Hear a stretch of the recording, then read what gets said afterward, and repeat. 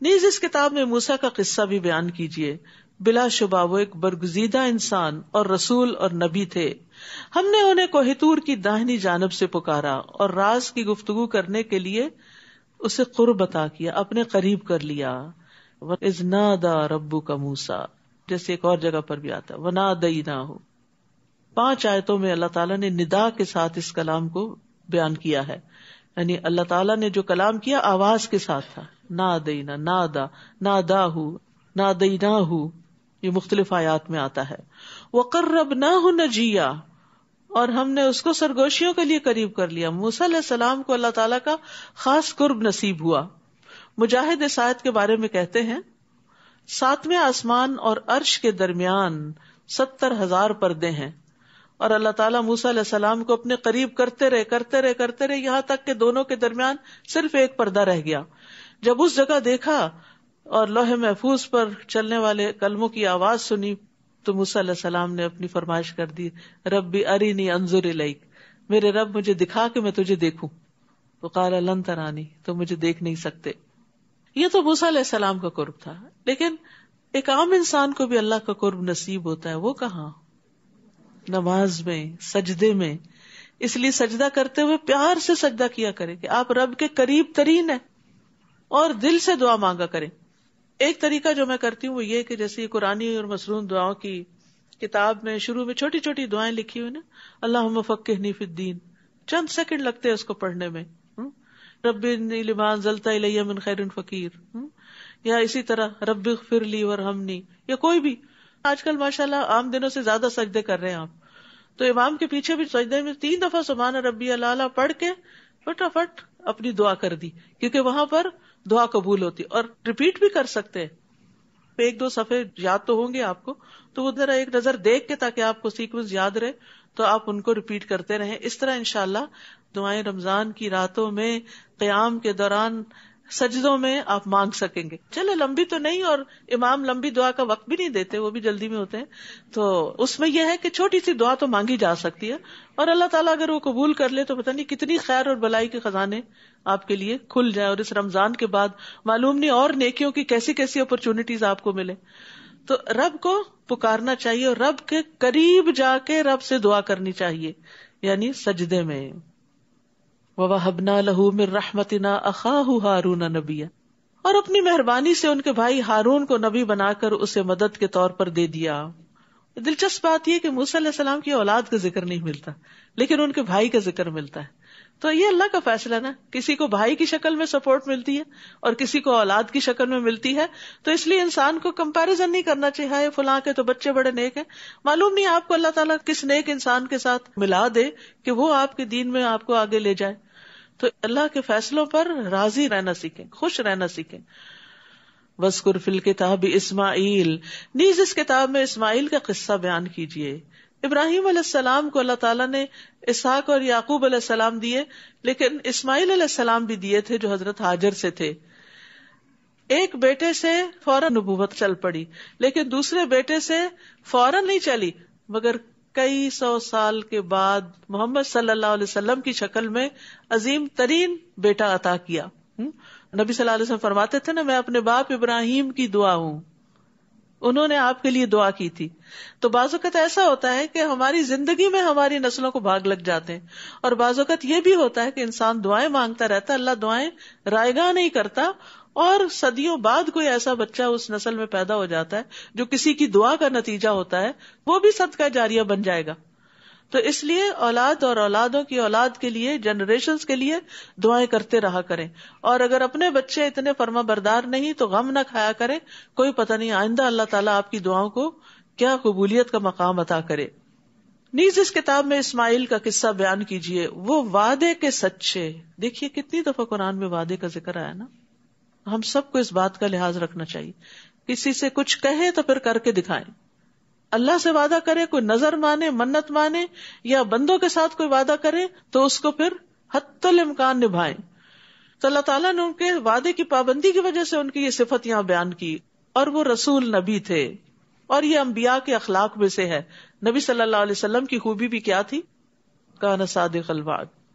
اور خوبی کیا تھی اسماعیل علیہ السلام کی؟ وہ اپنے گھر والوں کو نماز اور زکوٰۃ کا حکم دیتے تھے.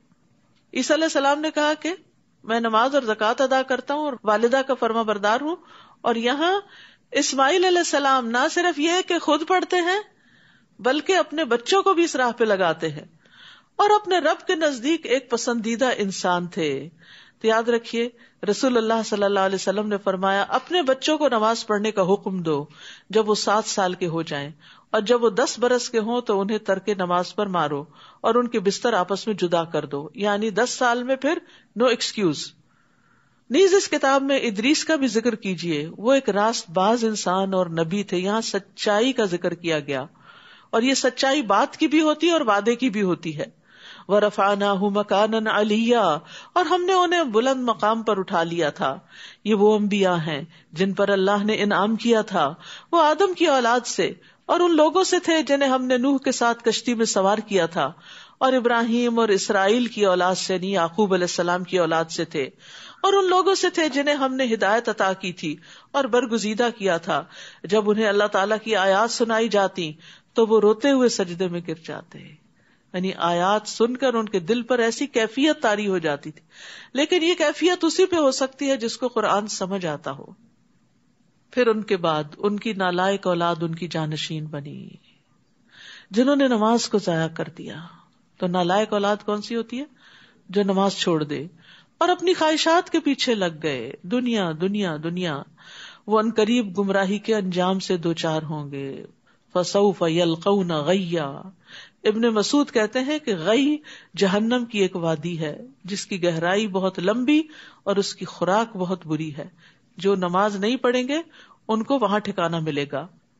تو انسان کو اپنی نماز کی وقتاً فوقتاً دیکھ بھال کرتے رہنا چاہیے، کیونکہ نماز کو ضائع کرنا دین کو ضائع کرنا ہے. اور اس میں نماز کو یا تو پڑھنا ہی نہ، یہ بھی ضائع کرنا ہے، یا پڑھنا تو لیٹ کر کے پڑھنا، یہ بھی ضائع کرنا ہے. لوگوں نے ابن مسعود سے پوچھا کہ نماز کو ضائع کرنے کا مطلب کیا ہے؟ تو انہوں نے کہا اس سے مراد ہے نماز کو اتنی دیر سے پڑھنا کہ اصل وقت ہی نکل جائے. لوگوں نے کہا ہم یہ سمجھتے تھے کہ نماز کو چھوڑنا اسے ترک کرنا ہے. انہوں نے کہا اگر وہ نماز چھوڑ دیتے تو کافر ہو جاتے. یہ ابن مسعود کا کہنا ہے. صحابہ نمازوں کو ضائع ہوتے دیکھ کر رویا کرتے تھے. امام زہری کہتے ہیں کہ میں دمشق میں انس بن مالک کی خدمت میں گیا. آپ اس وقت رو رہے تھے. میں نے عرض کیا آپ کیوں رو رہے ہیں؟ انہوں نے فرمایا اب میں اس نماز کے علاوہ نبی صلی اللہ علیہ وسلم کے دور کی کوئی چیز نہیں پاتا، اور اب اس نماز کو بھی ضائع کر دیا گیا، یعنی اس کو تاخیر سے پڑھتے ہیں. وہ لیٹ پڑھنے پر رو رہے تھے، لیکن جو پڑھے ہی نہ ان کی موت کا منظر کیا ہے. وَالْتَفَّتِ السَّاقُ بِالسَّاقِ إِلَىٰ رَبِّكَ يَوْمَئِذٍ الْمَسَاقُ فَلَا صَدَّقَ وَلَا صَلَّىٰ وَلَٰكِنْ كَذَّبَ وَتَوَلَّىٰ.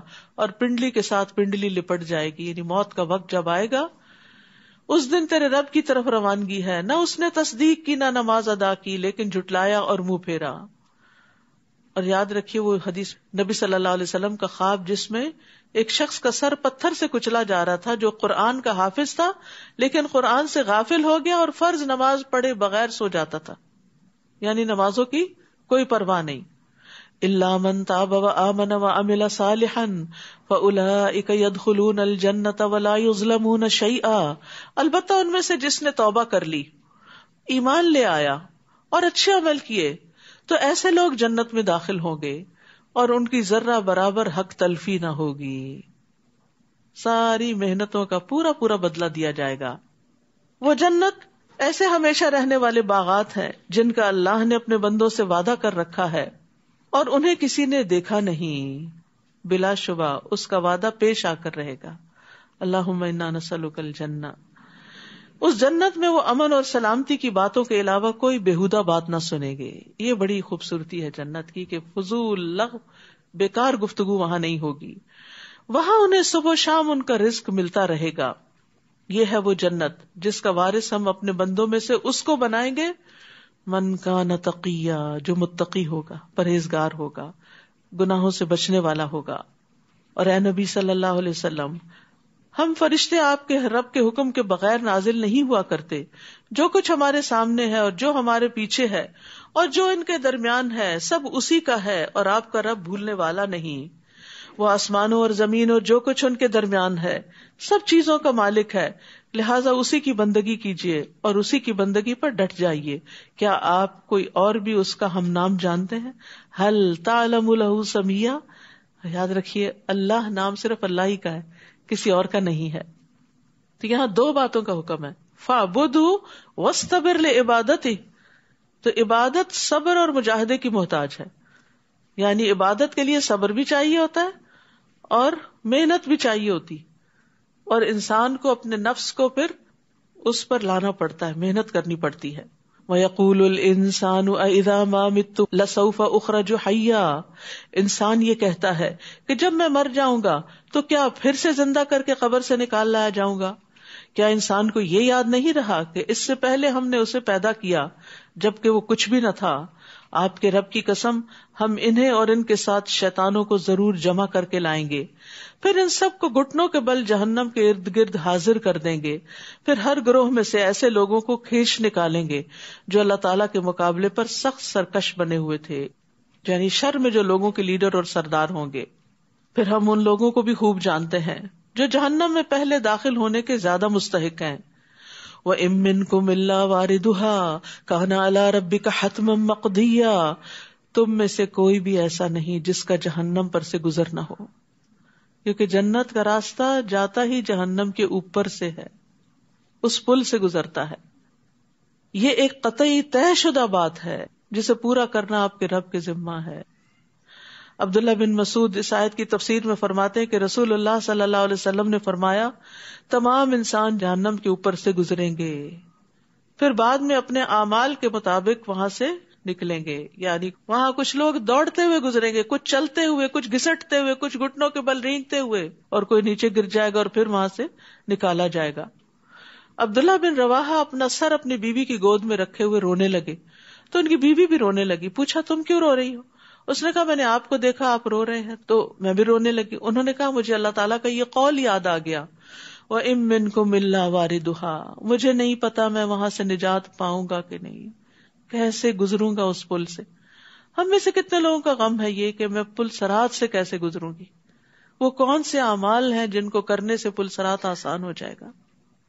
ابو میسرہ جب اپنے بستر پر سونے لگتے تو کہتے کاش میری ماں نے مجھے جنم نہ دیا ہوتا. پھر وہ رونے لگتے تو پوچھا جاتا کہ آپ کیوں روتے ہیں؟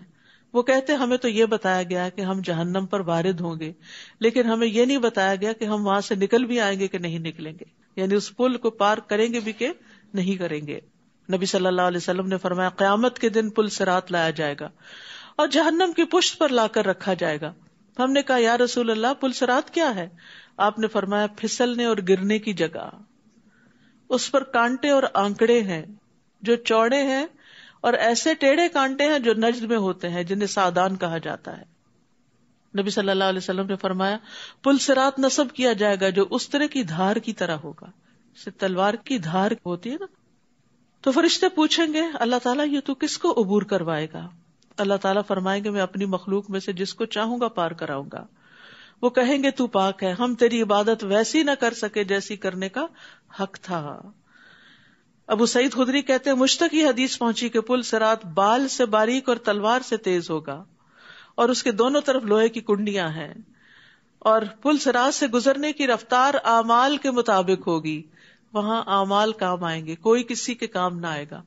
حضرت عائشہ نے جب پوچھا تھا نا نبی صلی اللہ علیہ وسلم سے کہ کیا ہمیں آپ وہاں یاد رکھیں گے، تو آپ نے فرمایا 3 جگہوں پہ کوئی کسی کو یاد نہیں رکھے گا اور ان میں سے ایک مقام پل صراط سے گزرنا ہے. اور پھر یہاں اللہ تعالیٰ کیا فرماتے کہ متقی لوگوں کو اس سے بچا لیا جائے گا. وہاں کچھ لوگ دوڑتے ہوئے گزریں گے، کچھ چلتے ہوئے، کچھ گھسٹتے ہوئے، کچھ گھٹنوں کے بل رینگتے ہوئے. جو جتنا اللہ سے ڈرتا ہے اور نیک کام کرتا ہے اور اپنے نفس کو کنٹرول میں رکھتا ہے وہ اتنی تیزی کے ساتھ وہاں سے گزر جائے گا. ثم ننجی الذین اتقوا. پھر ہم پرہیزگاروں کو تو جہنم سے نجات دیں گے. وَنَذَرُ الظَّالِمِينَ فِيهَا جِثِيًّا. مگر ظالموں کو اس میں گھٹنوں کے بل گرے ہوئے چھوڑ دیں گے. اور جب ان پر ہماری واضح آیات پڑھی جاتی ہیں تو کافر ایمان والوں سے کہتے ہیں بتاؤ ہم دونوں گروہوں میں سے کس کی حالت بہتر ہے اور کس کی مجلس اچھی ہے، دار ارقم اچھا ہے یا دار الندوہ اچھا ہے.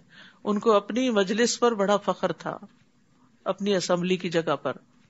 حالانکہ ہم ان سے پہلے کئی ایسی قومیں ہلاک کر چکے ہیں جو ساز و سامان اور ظاہری شان و شوکت کے لحاظ سے ان سے بہتر تھی.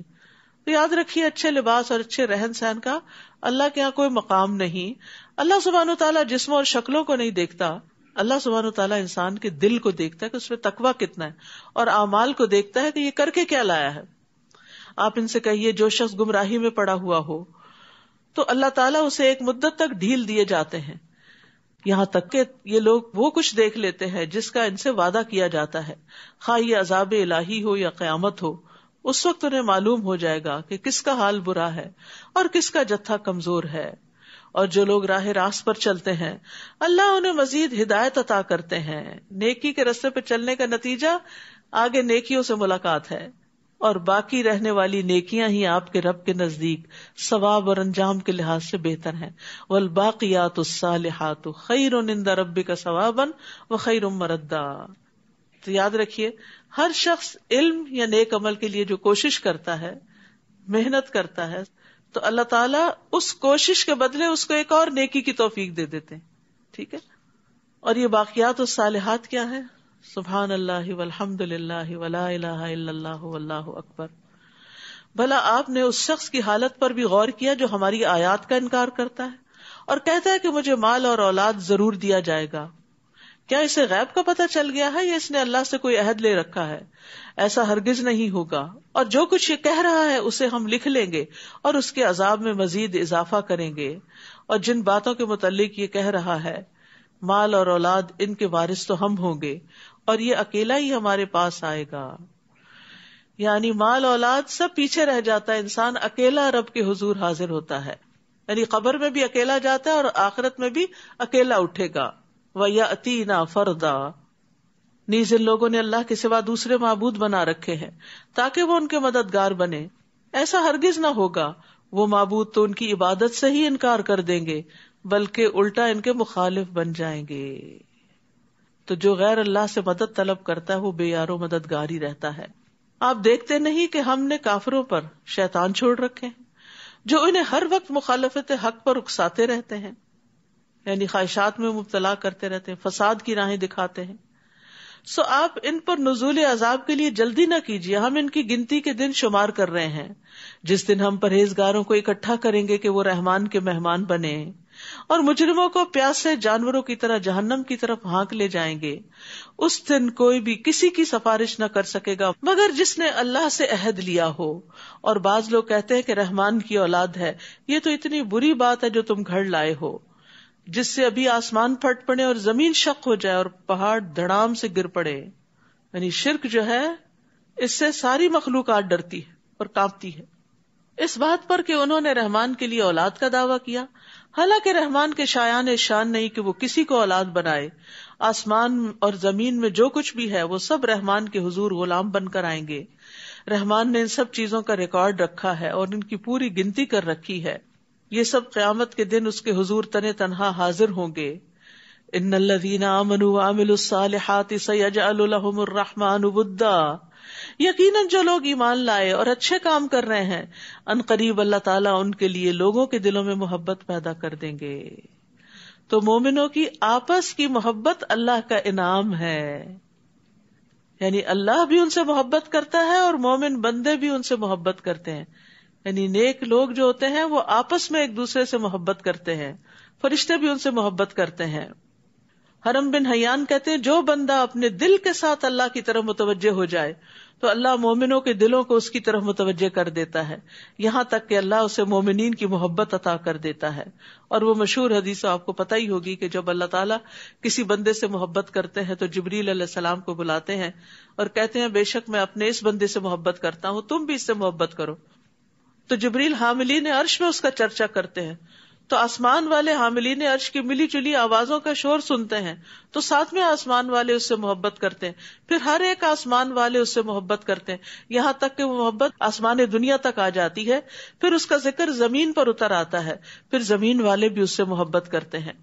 تو یہ اللہ کی محبت کی نشانی ہوتی ہے کہ کسی بندے کو لوگوں کی محبت نصیب ہو اور پھر اللہ تعالیٰ اس سے راضی ہو جائے.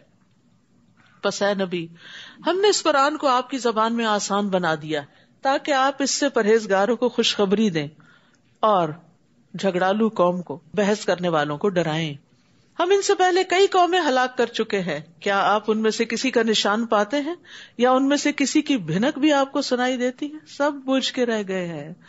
سورۃ طٰ ما انزلنا علیک القرآن لتشقی، طٰ، ہم نے یہ قرآن آپ پر اس لیے نازل نہیں کیا کہ آپ مشقت میں پڑ جائیں، الا تذکرۃ لمن یخشی، یہ تو ہر اس شخص کے لیے نصیحت ہے جو اللہ سے ڈرتا ہے، جس سے اس کا دل نرم ہو جاتا ہے۔ نصیحت وہ ہوتی ہے جسے سن کر دل نرم ہو جائے اور انسان اللہ کے حکم پر عمل کرنے لگے، اور ڈرنے والے ہی نصیحت قبول کرتے ہیں۔ یہ اس رب کی طرف سے نازل ہوا ہے جس نے زمین اور بلند آسمانوں کو پیدا کیا، رحمان اپنے عرش پر قرار پکڑا ہے۔ جو کچھ آسمانوں میں ہے اور جو کچھ زمین میں ہے اور جو کچھ ان دونوں کے درمیان ہے اور جو کچھ زمین کی انتہائی گہرائی میں ہے، ان سب چیزوں کا وہی مالک ہے۔ اگر آپ بلند آواز سے بات کریں تو وہ تو چپکے سے کہی ہوئی بات بلکہ اس سے بھی خفی تر بات کو جانتا ہے۔ اللہ کے سوا کوئی الہ نہیں، اس کے سارے ہی نام اچھے ہیں، لہ الاسماء الحسنی۔ اور کیا آپ کو موسیٰ کی خبر بھی پہنچی ہے؟ جب اس نے آگ دیکھی تو اپنے گھر والوں سے کہا ٹھہرو۔ یہ واقعہ مصر سے واپسی پر پیش آیا تھا۔ کہا ٹھہرو، مجھے آگ نظر آئی ہے، شاید میں وہاں سے آپ کے لیے کوئی انگارہ لا سکوں یا مجھے وہاں سے راہ کا ہی پتہ چل جائے۔ جب وہ وہاں پہنچے تو اسے آواز آئی، اے موسیٰ، میں تمہارا رب ہوں، اس وقت تم طوا کے مقدس میدان میں ہو، لہٰذا جوتے اتار لو، اور میں نے تمہیں نبوت کے لیے چن لیا ہے، لہٰذا جو وحی کی جاتی ہے اسے غور سے سنو۔ بے شک میں ہی ہوں اللہ، میرے سوا کوئی الہ نہیں، لہٰذا میری ہی عبادت کرو اور میری یاد کے لیے نماز قائم کرو۔ یہ تھا پہلا پیغام جو موسیٰ علیہ السلام کو نبوت کے بعد دیا گیا، اللہ ہی کی عبادت، اور ہر پیغمبر نے پھر اپنی قوم کو یہی میسج دیا۔ اور نماز کی اہمیت بھی یہاں سے پتہ چلتی ہے کہ عبادت میں سب سے پہلی عبادت توحید کے بعد نماز کا قائم کرنا ہے۔ قیامت یقیناً آنے والی ہے، میں اسے ظاہر کرنے ہی والا ہوں تاکہ ہر شخص اپنی کوشش کا بدلہ پائے، یہ ہے مقصد قیامت آنے کا۔ لہٰذا جو شخص قیامت پر ایمان نہیں لاتا اور اپنی خواہش کے پیچھے لگا ہوا ہے، وہ تمہیں قیامت کے ذکر سے روک نہ دے، ورنہ تم بھی ہلاک ہو جاؤ گے۔ اب دیکھیے کہ لوگوں کو قیامت کا تذکرہ پسند نہیں، موت کا ذکر پسند نہیں ہوتا، وہ کہتے ہیں یہ باتیں روز نہ کیا کرو۔ نہیں، یہ کرنے کی باتیں ہوتی ہیں، اپنی اولاد سے بھی، گھر والوں سے بھی، خود اپنے آپ کو بھی سنانے کی، کیونکہ یہ تو یقینی حقیقت ہے۔ اور اے موسیٰ، یہ تمہارے داہنے ہاتھ میں کیا ہے؟ وہ لاٹھی تھی، عصا تھا موسیٰ کا، جس کے بارے میں اللہ تعالیٰ نے پوچھا، اور پوچھا اس لیے تاکہ وہ متوجہ ہو، اس کی امپورٹنس جانے۔ موسیٰ نے جواب دیا، یہ میری لاٹھی ہے، میں اس پر ٹیک لگاتا ہوں اور اپنی بکریوں کے لیے پتے جھاڑتا ہوں، علاوہ ازیں میرے لیے اس میں اور بھی کئی فوائد ہیں۔ اللہ تعالیٰ نے فرمایا، موسیٰ اسے زمین پر ڈال دو۔ وہ فائدے بتا رہے ہیں، اللہ تعالیٰ کا حکم آ گیا، نیچے پھینک دو، اور اس میں حکمت تھی۔ پھر جب موسیٰ نے اسے زمین پر پھینکا تو یکدم وہ سانپ بن کر دوڑنے لگا۔ اللہ تعالیٰ نے فرمایا، اسے پکڑو اور ڈرو نہیں، ہم جلد ہی اسے اس کی پہلی حالت پر لے آئیں گے، اور ذرا اپنا ہاتھ اپنی بغل میں دباؤ، یہ بغیر کسی تکلیف کے چمکتا ہوا نکلے گا، یہ دوسری نشانی ہے۔ یہ اس لیے کہ ہم تمہیں اپنی بڑی بڑی نشانیاں دکھلانے والے ہیں، ابھی تو آغاز ہے۔ اب تم فرعون کے پاس جاؤ کہ وہ سرکش ہو گیا ہے۔ موسیٰ علیہ السلام نے عرض کیا، رب اشرح لی صدری، اے میرے رب میرا سینہ کھول دے۔ جب سینہ کھل جاتا ہے، شرح صدر ہو جاتا ہے، تو حق قبول کرنا بڑا آسان ہوتا ہے اور انسان کا دل بڑا ہو جاتا ہے۔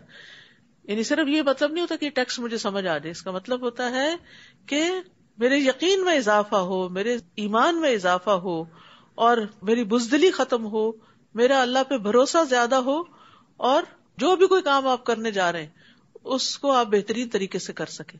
چاہے آپ کوئی رشتہ ہی لینے جا رہے ہوں تو رب اشرح لی صدری، اللہ میرا سینہ کھول دے، مجھے صحیح بات سجا دے، ویسر لی امری واحلل عقدۃ من لسانی، کمیونیکیشن آسان ہو، یفقہوا قولی، جو میں کہنا چاہ رہا ہوں دوسروں کو سمجھ آ جائے۔ بہت دفعہ مس کمیونیکیشن، لیک آف انڈرسٹینڈنگ فساد کا باعث بن جاتی۔ آپ کچھ کہہ رہے ہیں، دوسرا کچھ اور سمجھ رہے ہیں، آپ بات شروع ہی کر رہے ہیں، دوسرا بھڑک کے اٹھ رہے ہیں۔ تو ہو سکتا ہے کہ آپ کے کہنے کے انداز میں کوئی ایسی چیز ہو کہ جس سے دوسرا اوفینڈ ہو گیا ہو، تو دوسرا اس کو اپنے لیے اوفینس سمجھ رہا ہو۔ تو انسان کو ہر موقع پر یہ دعا بڑا فائدہ دیتی ہے۔ وَيَسِّرْ لِي أَمْرِي، اور میرے لیے میرا کام آسان بنا دے، وَاحْلُلْ عُقْدَةً مِّن لِّسَانِي، اور میری زبان سے لکنت کی گرہ کھول دے جو موسیٰ علیہ السلام کو لاحق تھی، يَفْقَهُوا قَوْلِي، تاکہ لوگ میری بات سمجھ سکیں، وَاجْعَل لِّي وَزِيرًا مِّنْ أَهْلِي، اور میرے لیے میرے خاندان میں سے ایک مددگار مقرر کر دے، ہارون اخی، ہارون کو جو میرا بھائی ہے، اشدد بہ ازری، اس سے میری کمر کو مضبوط کر، واشرکہ فی امری، اور اسے میرے کام میں شریک کر۔ یہ ہے شرح صدر کہ دوسروں کو کام میں شریک کر لینا، دوسروں سے کام لے لینا، دوسروں کو اپنا مددگار بنا لینا، کئی نسبحک کثیرا، تاکہ ہم تیری تسبیح بیان کریں، ونذکرک کثیرا، اور خوب خوب تیرا ذکر کریں، انک کنت بنا بصیرا، بلا شبہ تو ہر آن ہمیں دیکھ رہا ہے۔ قال قد اوتیت سؤلک یا موسیٰ، اللہ تعالیٰ نے فرمایا موسیٰ جو کچھ تم نے مانگا وہ تمہیں دے دیا گیا، ساری دعائیں قبول ہو گئیں، سبحان اللہ۔ اور ہم نے تم پر ایک اور مرتبہ بھی احسان کیا تھا، وہ وقت یاد کرو جبکہ ہم نے تمہاری ماں کی طرف اشارہ کیا، جو وحی کے ذریعے کیا جاتا ہے، یعنی خفیہ اشارہ کیا جو کسی کو نہیں پتا چلا، صرف انہی تک بات پہنچی کہ تم اس بچے موسیٰ کو صندوق میں رکھو، پھر اس صندوق کو دریا میں ڈال دو، دریا اس صندوق کو ساحل پہ پھینک دے گا جسے میرا اور موسیٰ کا دشمن اٹھا لے گا۔ میں نے تم پر اپنی طرف سے محبت ڈال دی کہ جو کوئی تمہیں دیکھے پیار کرنے لگے، اور یہ اس لیے کیا کہ میری نگرانی میں تمہاری پرورش ہو، تیرے دشمن بھی تجھ سے محبت کریں۔ جب تمہاری بہن لبے ساحل تمہارے ساتھ ساتھ چل رہی تھی، موسیٰ پانی میں تھے اور بہن کنارے پر، اور جب فرعون نے صندوق اٹھا لیا تو انہیں کہنے لگی کیا میں تمہیں ایسے شخص کا پتہ دوں جو اس بچے کی ٹھیک طرح پرورش کر سکے؟ پھر ہم نے تمہاری ماں کے پاس تمہیں لوٹا دیا تاکہ وہ اپنی آنکھیں ٹھنڈی کرے اور غم زدہ نہ رہے، اس کا غم دور کر دیا۔ نیز تم نے ایک آدمی کو مار ڈالا تھا تو ہم نے تمہیں اس غم سے نجات دی، یعنی گلٹ سے نکال دیا، پھر تمہیں مختلف آزمائشوں سے گزارا، فَفَتَنَّاكَ فُتُونًا، یعنی اس کے بعد پھر موسیٰ علیہ السلام 8-10 سال مدین میں رہے، بکریاں چراتے رہے۔ تو یہ سارے موسیٰ علیہ السلام کی زندگی کے حالات اللہ تعالیٰ بیان کر رہے ہیں کہ کہاں کہاں سے وہ گزرے۔ ہمارے لیے ایک سبق ہے نا اس میں کہ کچھ پانے کے لیے انسان کو زندگی کے کن پگڈنڈیوں پہ چلنا پڑتا ہے، راستے میں کیسے کیسے لوگ ملتے ہیں، کیسے کیسے حادثے ہوتے ہیں، اور اللہ تعالیٰ کس طرح بچاتا چلا جاتا ہے انسان کو۔ پھر تم کئی سال مدین والوں کے ہاں رہے، پھر اب تم اے موسیٰ تقدیر کے مطابق ٹھیک وقت پر یہاں آ گئے، یہ وقت مقرر تھا تمہاری نبوت کے لیے، اللہ سے ملاقات کے لیے، اللہ سبحانہ تعالیٰ سے کلام کے لیے۔ وَاصْطَنَعْتُكَ لِنَفْسِي، اور میں نے تمہیں اپنے کام کا بنا لیا۔ اللہ ہمیں بھی اپنے کام کا بنا لے، لیکن آپ دیکھیے کہ جب اللہ کام کا بناتا ہے نا تو بعض اوقات ٹھکائی بھی ہوتی ہے، یعنی مشکلیں بھی پیش آتی ہیں، لیکن ان پہ صبر کرنا چاہیے اور اللہ کی رضا پہ راضی رہنا چاہیے۔ لیکن یہ کہ خوش قسمت ہے وہ انسان جس کو اللہ چن لے،